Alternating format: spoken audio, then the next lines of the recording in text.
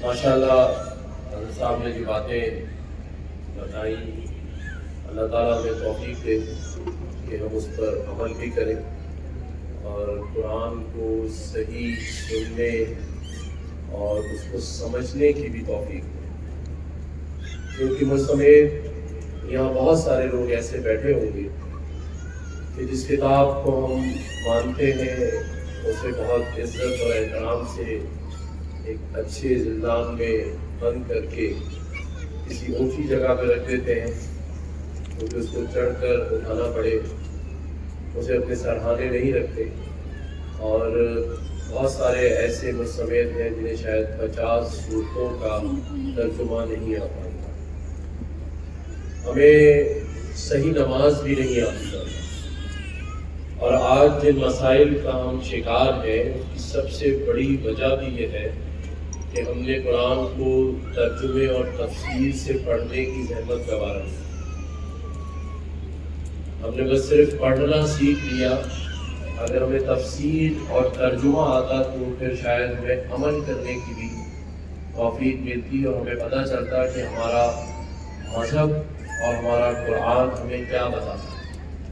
اور مجھے ایسا لگتا ہے کہ ہمارے علاوہ بہت سارے ملکوں نے جو ترقی پذیر ممالک کی صف میں آگے ہیں، مجھے کبھی کبھی ایسا لگتا ہے کہ ہمارے اسلام میں جو بتائے ہوئے اصول ہیں اور جو ہمارا قرآن کہتا ہے اس پہ شاید وہ لوگ عمل کریں۔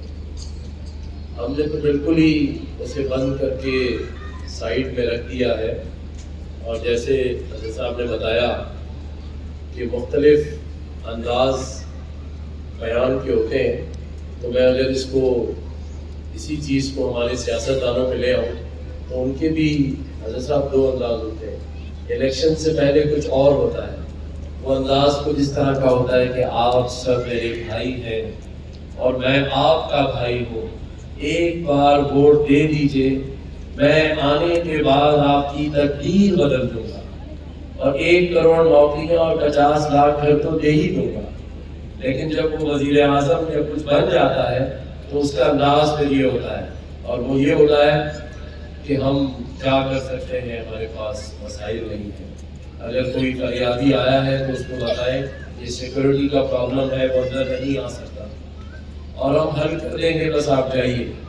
تو انداز ہر چیز کے ہی ہم نے اپنی پسند اور ناپسند کے بنائے ہوئے، لیکن یہ بات سچ ہے کہ اس مہینے کی جو برکت ہے اور اس مہینے میں جو آپ سب نے اور ہم سب نے رمضان گزارا، روزے رکھے، عبادتیں کی، نمازیں پڑھی، لیکن کیا یہاں اتنے سارے لوگ بیٹھے ہیں، کیا لگتا ہے کہ یہ سلسلہ جس طرح آج ہماری مسجدیں بھری ہوئی ہیں وہ پورا سال بھری رہیں گی؟ مجھے ایسا لگتا ہے کہ جتنے نمازی آج مسجدوں میں ہیں اس میں صرف 10% رہ جائیں گے، 90% پھر رمضان کا انتظار کریں گے شاید، لیکن یہ بھول جاتے ہیں کہ پتہ نہیں ہمیں دوسرا رمضان ملے گا بھی یا نہیں ملے گا، اور یہ سب حقیقتوں سے ہم دور ہو گئے۔ آج امیر سے امیر آدمی بھی اس بات کا انتظار نہیں کرے کہ وہ ایک عمر تک پہنچے گا تو اس کا سفر ختم ہوگا۔ آج ہم دیکھتے ہیں کہ کچھ ایکسیڈنٹ ہو جاتے ہیں، کوئی ایسی بیماری آ جاتی ہے، لیکن یہ بھی دیکھیں کہ جب آپ کے اپنے عزیز جو آپ کو دل و جان سے چاہتے ہیں وہ بھی آپ کو قبر میں اتار کر مٹی ڈال کر اور وہیں ہاتھ جھاڑ کے اپنے گھروں کو چلے جاتے ہیں، تو جو آپ پر ہاتھ جھاڑی مٹی ہے وہ بھی وہیں رہ جاتی ہے، آپ ہوں گے اور پھر امان ہوگا۔ تو میرا یہ کہنا ہے کہ ہم سب آج یہاں جو موجود ہیں کم از کم وہ عہد کریں کہ وہ اپنی اپنی زندگی میں کچھ ایسا چینج ضرور لائیں جس سے اس معاشرے میں کوئی تبدیلی آ سکے۔ اور چند باتیں ہیں جو میں نے سیکھی ہیں، میں کوشش کر رہا ہوں کہ میں اس پہ عمل کروں، آپ بھی کر لیں تو شاید فائدہ ہوگا۔ ایک تو ہم ہر دعا میں یہ کہتے ہیں کہ یا اللہ ہمیں معاف کر دیں، سبھی کہتے ہوں گے، 5 ٹائم سب نے کہا ہوگا، لیکن یہ سوچیں کہ آپ کے ساتھ جس نے کچھ غلط کیا ہے، چاہے وہ رشتہ دار ہو یا دوست ہو، اس کو آپ نے معاف کر دیا ہے؟ یہ بھی ضرور سوچنا ہے کہ جس اللہ سے آپ معافی مانگ رہے ہیں اپنے لیے، لیکن آپ اپنے رشتہ داروں، دوستوں اور ان لوگوں کو معاف کرنے کے لیے تیار نہیں ہے شاید جنہوں نے کبھی آپ کا دل دکھایا ہو. تو آج کے دن یہ عہد کر لیں کہ اگر آپ کا کوئی رشتہ دار، کوئی سگا یا کوئی دوست جس سے آپ نے مہینوں سالوں سے بات نہیں کی کسی ناراضگی کی وجہ سے، تو اسے معاف کر دیں اور پھر اللہ سے معافی مانگیں تو آپ کو احساس ہوگا کہ اللہ نے بھی آپ کو معاف کر دیا. اس کے ساتھ ساتھ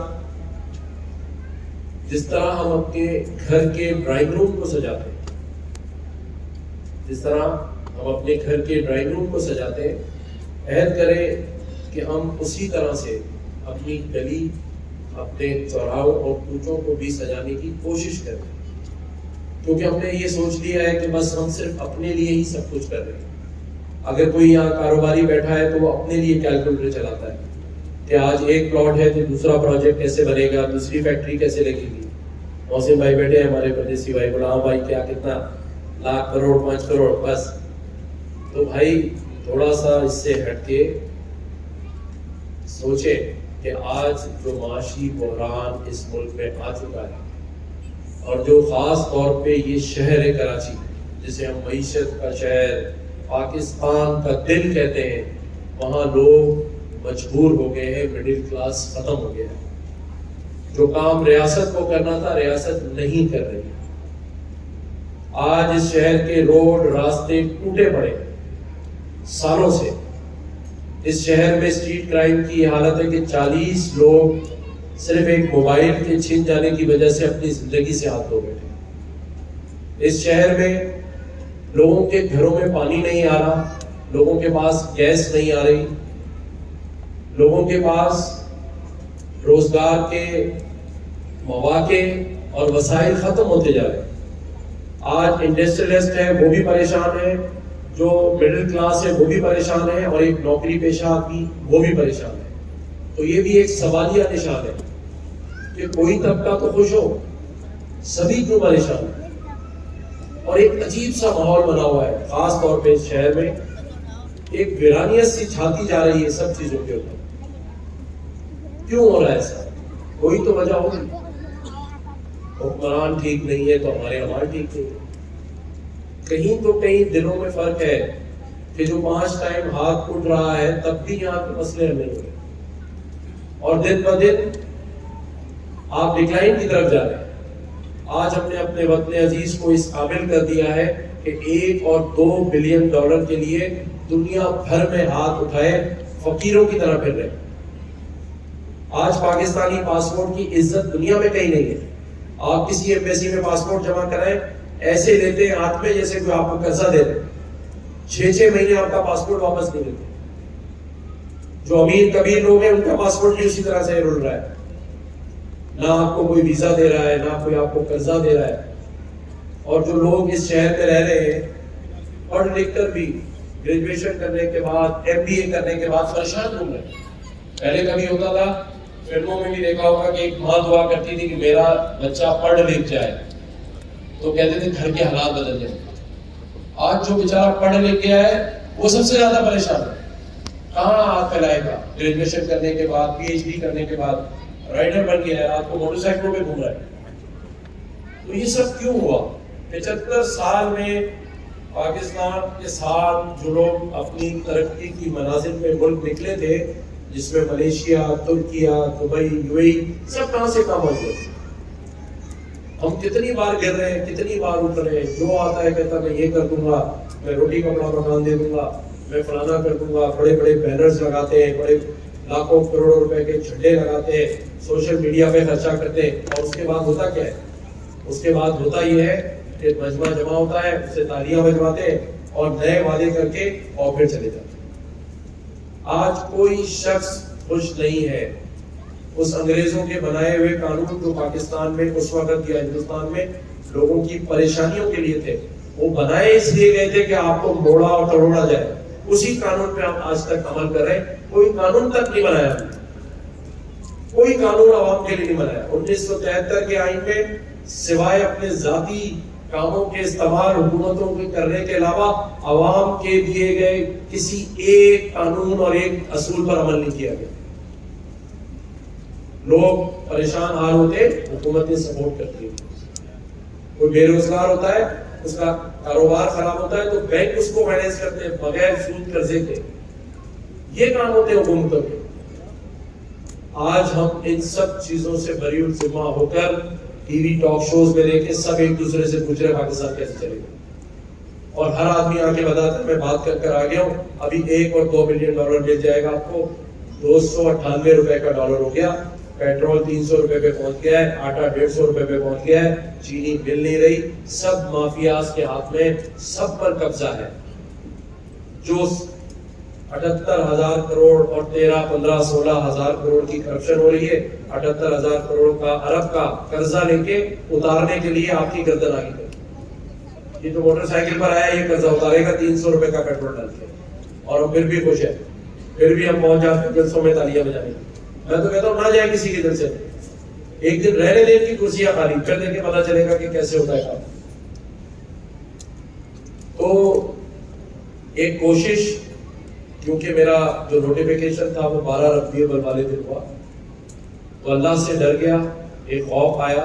اس سے پہلے میں بھی بہت دنیا دار آدمی تھا, بہت سارے گناہ بھی کیے, بہت سارے کام بھی کیے ہوں گے, لیکن جب 12 ربیع الاول کو اللہ تعالیٰ نے اس منصب پر بٹھایا تو میں نے اپنے اللہ سے عہد کیا, کسی اور سے نہیں کیا, کہ میں اپنے آپ کو وقف کر رہا ہوں لوگوں کے لیے ان کے مسائل حل کرنے کے, اور دن رات میں اس میں کوشاں ہوں. کوئی اختیار ہو یا نہ ہو, میں سمجھتا ہوں میرے پاس سارا اختیار ہے. میرے پاس آواز اٹھانے کا اختیار ہے. جب میں آواز اٹھاتا ہوں تو لوگ سنتے ہیں, جب میں فون اٹھا کے بات کرتا ہوں تو لوگ سنتے ہیں, اور اب لوگوں کے مسائل حل کرتے ہیں. اور اس کے لیے میں نے 3-4 میسیجز دیے ہیں ابھی سٹارٹ پہ. ایک میسیج یہ دیا کہ گورنر ہاؤس کے دروازے عام عوام کے لیے کھول دیے. آج پورے رمضان میں ہزاروں لوگوں نے, ابھی تک ہمارے پاس جو فگر آئی ہے 3 لاکھ لوگوں نے آج دن تک افطار اور ڈنر کیا, اور عام لوگوں کے لیے دروازہ کھلا تھا, بغیر سیاست اور کاروبار سے ہٹ کر خدمت کے جذبے کے تحت. وہاں کسی سیاسی جماعت کا جھنڈا نہیں تھا, 20-20 ہزار لوگوں کے مجمع میں کوئی سیاسی تقریر نہیں تھی. صرف یہ کہا گیا کہ آپ آئے, آپ کا شکریہ, آپ ہماری فیملی ہیں. کیونکہ یہ اعتماد دیا کہ جب, اور یہ میسج دیا کہ جب گورنر ہاؤس کے دروازے عوام کے لیے کھل سکتے ہیں تو صاحب سربت, صاحب اقتدار اور صاحب اختیار لوگوں کے ایوانوں اور دلوں کے دروازے عوام کے لیے اب کھلنے چاہیے, اور وہ آپ کھلوائیں گے. اور آپ کو میں نے ایک میسج دے دیا ہے, آپ کو ایک مثال دے دی ہے.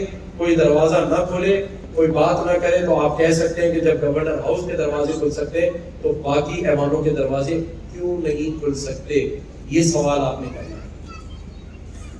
دوسرا میسج کہ آئی ٹی کے 50,000 لوگوں کو آئی ٹی کے کورسز اس گورنر ہاؤس میں اب اس کراچی کے نوجوانوں کے لیے مفت میں ہوں گے. جو 2.5 لاکھ اور 3 لاکھ لوگوں روپے کا کورس تھا وہ مفت میں ہوگا گورنر ہاؤس کے. اور لوگ جب وہ کورس کر لیں گے تو جس کے پاس ایک اینڈرائڈ فون ہوگا یا آئی فون ہوگا, حضرت صاحب وہ 3 سے 5 لاکھ روپے کما سکتا ہے. یہ بتانا ہے لوگوں کو. ان کو جمع کر کے میں اب یہ بتاؤں گا کہ کاروبار کیسے کرتے ہیں, کیسے آپ طلحہ بھائی کی طرح کنگ بلڈر بن سکتے ہیں. 3,000 فلیٹس ایک ٹائم پہ بن کیسے سکتے ہیں, یہ ہم بتائیں گے لوگوں کو.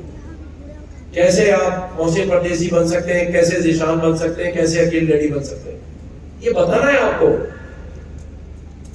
آپ لوگوں کو تو صرف یہ بتایا جاتا ہے کہ پیٹرول مہنگا ہو گیا ہے, فلانے نے کرپشن کی ہے, ہم احتساب کمیشن بنا رہے ہیں. ارے چھوڑو یار احتساب کمیشنوں کو, آپ بناؤ پرائمری ایجوکیشن کمیشن, جہاں 5 سال کے بچے کو سکھایا جائے کہ آگے کیسے بڑھنا ہے. صرف گرامر اسکول میں اور ایچ ایس ایم کا بچہ نہیں بنے گا منسٹر اور ایم ایل اے. عام اسکولوں میں پڑھنے والا جس کی تعلیم کا معیار اچھا ہو وہ بنے. اب کچھ قومی اتفاق رائے کمیشن بنائے تاکہ عوام کے کام تو ہوں. ایک حکومت جاتی ہے اور عوام کو بتی کے ٹرک کے پیچھے لگا دیتے کہ اب اس کو ہم سزا دلوائیں گے. ہم روز ٹی وی دیکھ کے سوچ رہے ہوتے اب اس کی اندر جائے گا. وہ اندر گیا, شام کو 4 دن بعد باہر آ گیا جب بھی ہو گئی. تو بھائی کوئی اندر جائے نہ جائے اس سے ہمارا کوئی کام نہیں ہے. آپ لوگوں کا کام ہے, آپ کو اس سے کوئی انٹرسٹ ہے کہ کوئی اندر جا رہا ہے باہر آ رہا ہے. IMF پیسے دے رہا ہے نہیں دے رہا ہے, آپ میں سے کسی کا انٹرسٹ ہے تو بتائیں بھائی, آپ کا انٹرسٹ کس چیز میں ہے؟ میں سمجھتا ہوں کہ آپ کا انٹرسٹ ہے کہ آپ کے بچوں کو روزگار ملے, آپ کے بچے تعلیم حاصل کریں, اچھی تعلیم حاصل کریں, مفت تعلیم حاصل کریں, 300 یونٹ تک جو آدمی افورڈ نہیں کر سکتا اس کے بجلی کا بل مفت ہو, پانی آپ کے پاس مفت آئے, امن و امان ہو, آپ کو یہ ڈر نہ ہو آپ کے گھر میں آپ کی بیگم کو یا آپ کی ماں کو کہ میرا بچہ صحیح سلامت گھر آئے گا یا نہیں آئے گا. آپ کے روڈ راستے اچھے ہوں, آپ کھڈوں میں اور کیچڑ میں گر کے, کھلے مین ہول میں گر کے آپ کے بچے شہید نہ ہو جائے. ایسا ہی ہے نہیں ہے یا نہیں ہے بھائی؟ تھوڑی اونچی آواز سے بول دو. صحیح ہے, صحیح بات. تو اگر یہ بات سننی ہے اور اس پر عمل کرانا ہے تو آپ سب کو ساتھ دینا ہوگا, ایک دوسرے کا مسیحا بننا ہوگا, اب نکلنا ہوگا اپنے اندر سے. ابھی یہاں بیٹھ کے سنے پھر جا کے سو گئے, پھر محسن بھائی کی طرح صبح کیلکولیٹر بولے کیا کون سی فیکٹری کیسے لگی.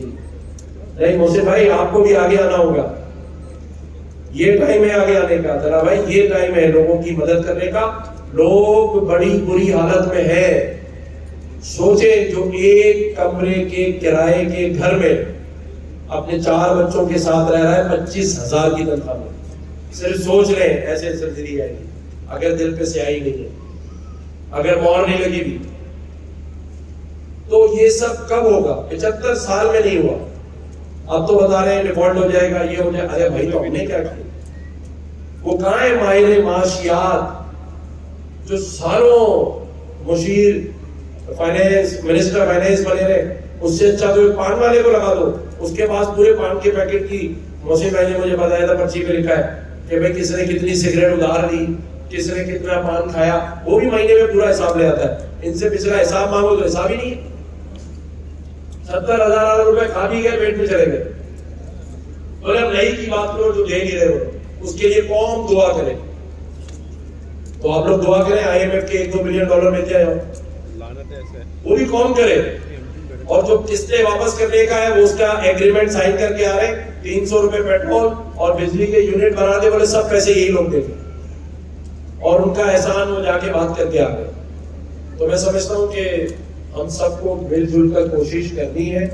آج رضا صاحب نے بات کی ہے, میرے خیال سے دعا بھی کرائیں تاکہ اللہ تعالیٰ ہماری حالت خود بدلے. ہم خود بھی تیار نہیں ہیں معذرت کے ساتھ. ہم سب کو آنکھیں کھولنی ہے, خاموشی توڑنی ہے, آواز اٹھانی ہے, ڈرنا نہیں ہے. اپنے بچوں کے فیوچر کے لیے اور اس یوتھ کے لیے, اپنی بہنوں کے لیے, اپنی ماؤں کے لیے آواز اٹھاؤ. خاموشی سے اس روڈ پہ نہ چلے جاؤ جس میں 100 گڈھے اور ایسے سائیڈ سے موٹر سائیکل لے جاتے ہیں. کھڑے ہو جاؤ وہیں پہ, بولو یہ کیا ہے بھائی, کیوں نہیں ہو رہا ہے؟ ابھی تک مجھے کوئی ایسا مجمع نظر نہیں آیا جس نے کہا پیٹرول کیوں بڑھایا. بس ہم یہ کہتے ہوئے نظر آتے ہیں کہ بہت مہنگائی ہے. تو اس مہنگائی کو کم کرنا ہے اور وسائل بڑھانے ہیں, تو اس کے لیے دعا بھی کرے اور دوا بھی کرے. صرف دعا سے کام نہیں ہوگا, کیونکہ اللہ تعالیٰ کے پاس 2 چیزیں ہیں, ایک قدرت ہے اور ایک فطرت ہے. فطرت یہ ہے کہ آپ کو بھوک لگی تو آپ کو کھانا کھانا ہے, اور آپ کے منہ میں نوالا نہیں ڈالے گا, یہ فطرت ہے. تو جب بھوک لگے گی تو کھانا کھانے کے لیے جو ہاتھ بڑھے گا اسی سے کھانا پیٹ پہ جائے گا. اور قدرت یہ ہے کہ دعا کرے اور فطرت پر عمل کرے. میرے خیال سے میں نے کچھ زیادہ ہی تبدیل کر دی ہے, اگر بری لگی ہو تو بھائی معذرت چاہتا ہوں.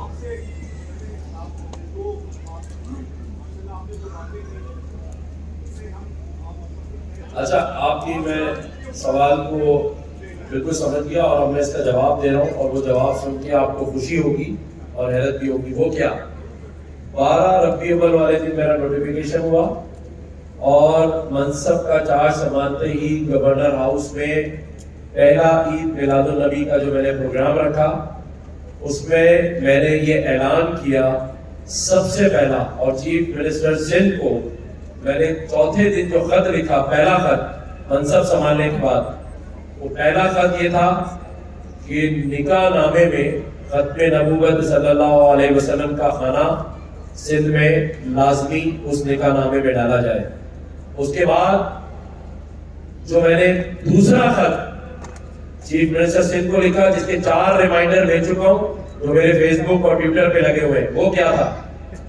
وہ دوسرا خط تھا یہی جو آپ نے بات کی کہ سندھ کے تعلیمی نصاب میں قرآن کا لازمی ترجمہ اور تفسیر شامل کی جائے. پہلی کلاس سے 5ویں تک قاعدہ بھی اور 5ویں سے میٹرک تک قرآن کی تفسیر اور ترجمے کے ساتھ. اور میرا حوالہ یہی تھا کہ یہ خیبر پختونخوا، پنجاب اور فیڈرل گورنمنٹ میں نافذ العمل ہے، سندھ میں کیوں نہیں ہے؟ تو یہ آلریڈی میں اپنے پاس سے گورنر ہاؤس سے اپنے دستخط سے سندھ گورنمنٹ کو بھیج کے ابھی تک فالو اپ کر رہا ہوں. اور میرا آپ سب سے یہ وعدہ ہے کہ میں اس کو امپلیمنٹ کروا کے چھوڑوں گا انشاءاللہ.